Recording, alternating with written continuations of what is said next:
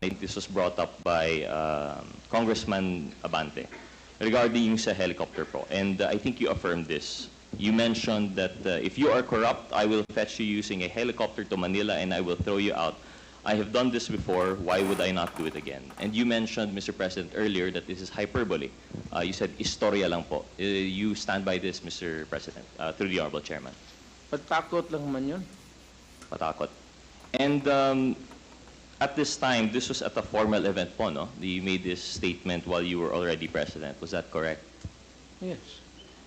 And you would often make use of hyperbole and istorya na panakot, whether it's in a speech, whether it's a media press conference, and you would choose there's no distinction between formal and informal events in your utilization of such stories. Yes. Thank you, Mr. Chair.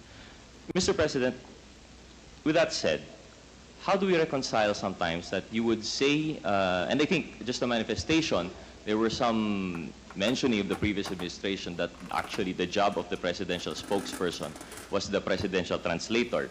Minsan po, there had to be a distinction when you were joking or not. Yet, when you were giving your orders to the PNP, for example, would you also utilize hyperbole sometimes or istorya? Direkta ako. Ini command conference direkta ako. Lahat na sila, tanong ka. Pag sabi ko, trabaho mo yan, trabaho mo.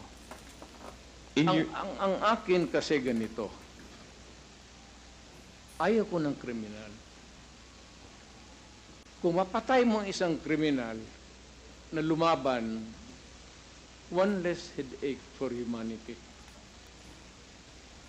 Pag may isang drug into traffic na lumaban, napatay mo, one less headache for society. Ang akin dyan is just the process of elimination